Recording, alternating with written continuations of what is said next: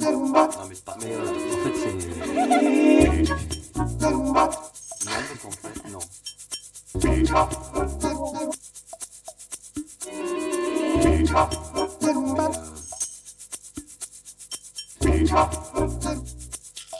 Non, mais on est obligé. Je t'ai pas encore.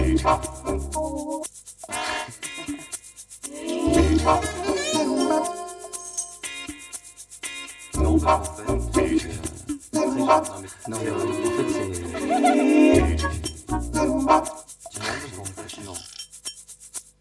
L'apparition de la fécondation in vitro, qui est une technique répondant à la stérilité, a complètement modifié notre connaissance de ces tout premiers stades du développement de la vie, période essentielle, de la fécondation, mais surtout des premiers stades du développement.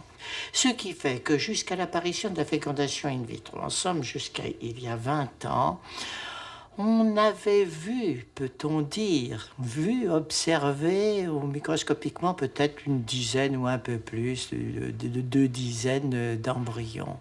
Et le moment crucial où, à la fin de la première semaine de la vie, il s'implante dans l'utérus, ça, ce qu'on appelle la nidation, qui est un moment essentiel.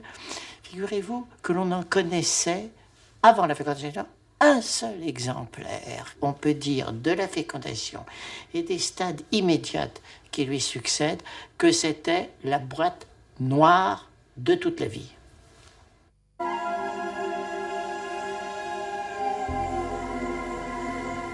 La création d'un nouvel être résulte de la rencontre de 2 cellules sexuelles appelées gamètes.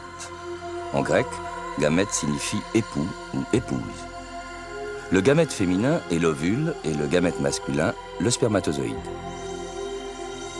La femme produit un ovule tous les 28 jours pendant environ 35 ans, donc moins de 500 ovules dans toute sa vie. Au 14e jour du cycle, le follicule se rompt pour libérer l'ovule et se transforme en corps jaune qui sécrète les hormones, en particulier la progestérone, indispensable pour préparer l'utérus à l'implantation et permettre la grossesse.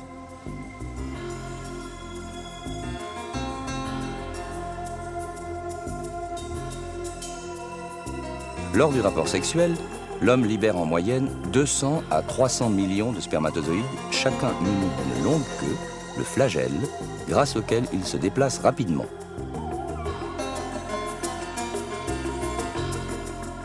Leur tête contient le matériel génétique transmis par le père.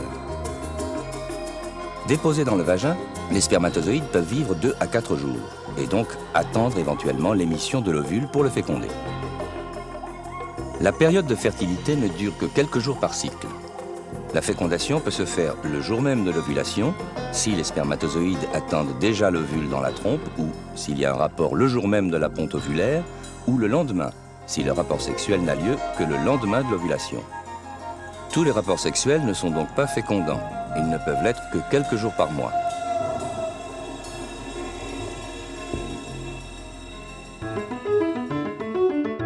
Les spermatozoïdes ont ensuite un long chemin à parcourir. Une fois projetés dans le vagin, ils disposent d'environ une demi-heure pour quitter ce milieu acide, sinon ils risquent d'y mourir.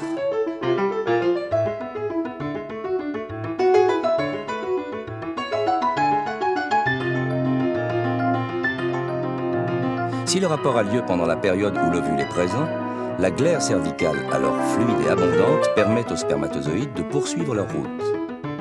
Aidés par les contractions de l'utérus, qui se comportent comme une pompe aspirante, ils progressent à la vitesse de 2 à 3 mm par minute. Ils traversent le col de l'utérus, pénètrent dans l'utérus, puis dans les trompes. Les cils vibratiles, tapissant les trompes, aident les spermatozoïdes à remonter la trompe à la rencontre de l'ovule. Ils atteignent le lieu de la fécondation en 1h30 à 2h. De son côté, l'ovule libéré par l'ovaire a été happé par le pavillon. À l'autre extrémité de la trompe, il s'engage alors dans la trompe où les cils vibratiles le font progresser.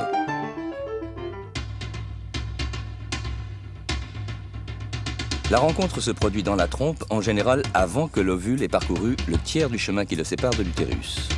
Les quelques centaines de spermatozoïdes restants tournent autour de cet ovule 250 000 fois plus gros qu'eux.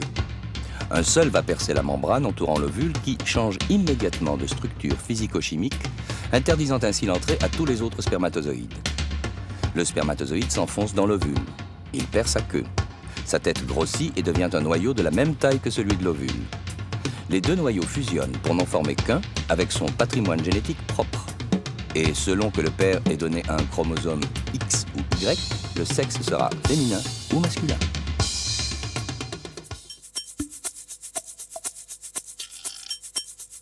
L'embryon alors, est constitué par la réunion du stock de gènes de l'homme, transporté par le spermatozoïde, et de la femme, qui est transportée par l'ovocyte. Les deux, et c'est ça la caractéristique de la fécondation, c'est que ces deux stocks fusionnent en un seul noyau. Et dès ce moment-là, il y a mélange des chromosomes d'origine paternelle, d'origine maternelle, et ça constitue un nouvel ensemble qui n'a rien de commun, ou tout au moins, qui n'a que des parties limitées communes, soit avec le géniteur, soit avec la mère, soit avec le père, soit avec la mère.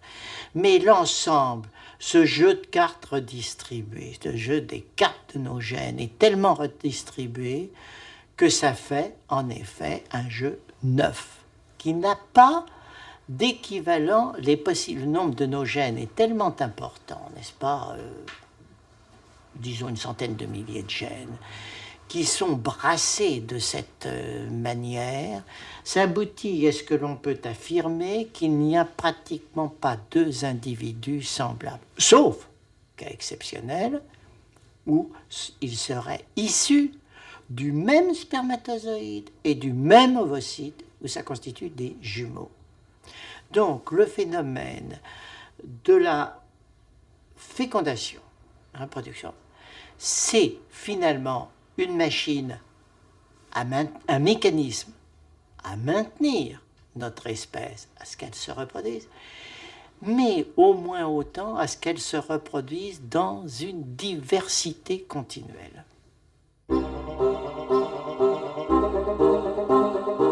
Une trentaine d'heures environ après le rapport sexuel, l'œuf fécondé qui va devenir embryon est pris en charge par les milliers de cils vibratiles et les mouvements de la trompe. Il entreprend alors un voyage de plusieurs jours vers l'utérus. Les premières divisions cellulaires se déclenchent. À son arrivée dans la cavité utérine, la grosse cellule d'origine s'est transformée en 64 petites cellules. L'ensemble a la forme d'une mûre, d'où son nom de morula.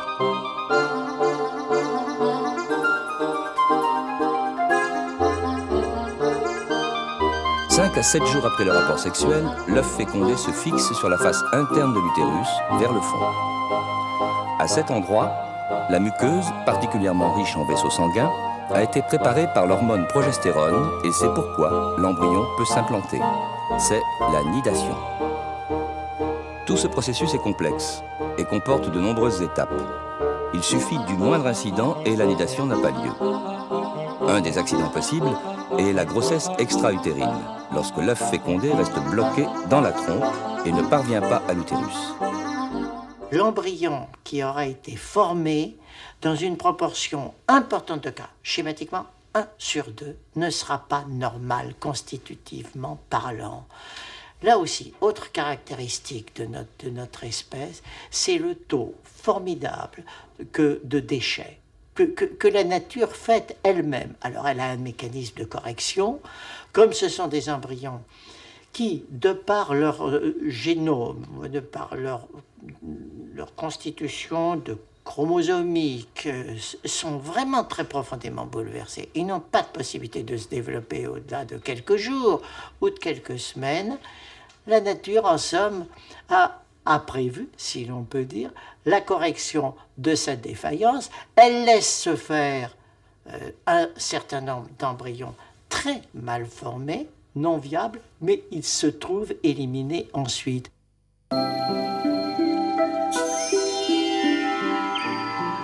L'embryon qui a réussi à s'implanter se compose au moment de la nidation d'une centaine de cellules. Certaines sécrètent l'hormone HCG qui permet à la grossesse de continuer. C'est cette hormone HCG que l'on détecte dans le test de grossesse.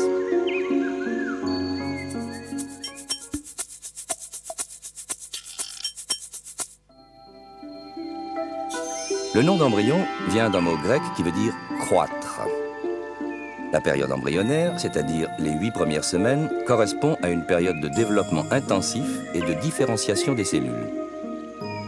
Selon un programme génétique préétabli, les cellules, au départ toutes semblables, suivent des destins variés, se multiplient, se groupent, se spécialisent.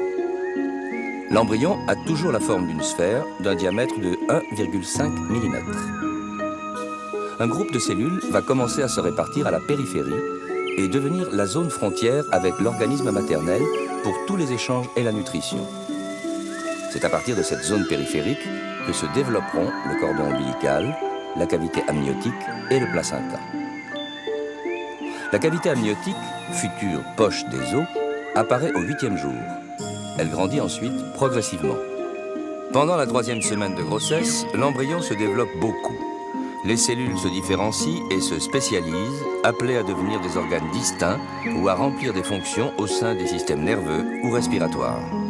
À la fin de cette semaine, l'embryon mesure 4 mm. Et déjà, se dessinent des bourgeons qui deviendront les membres et la tête. Vers le 25e jour, le cœur commence à battre et à distribuer le sang dans tout l'organisme.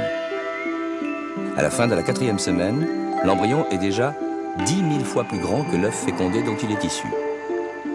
La tête est très développée par rapport au reste du corps et l'organisme se termine par une sorte de queue, l'appendice caudal. Dès la fin du 2e mois, il mesure 30 mm et pèse de 2 à 8 grammes. L'extrémité renflée qui sera la tête a pris du volume. La bouche, les yeux et le nez se dessinent.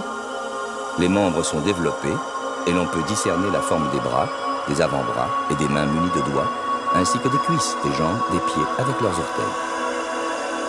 Désormais, les principales structures anatomiques sont pratiquement en place. L'estomac, le foie et les reins. Le cœur bat 80 fois par minute. L'embryon s'exerce à avaler, à bouger ses membres, mais ces mouvements réflexes, involontaires, sont imperceptibles pour la mère.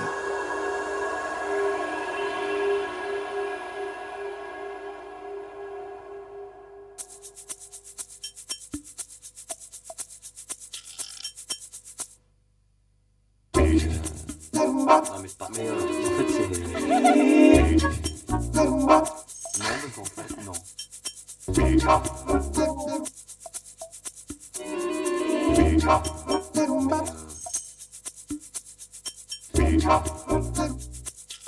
Non, mais on est obligé.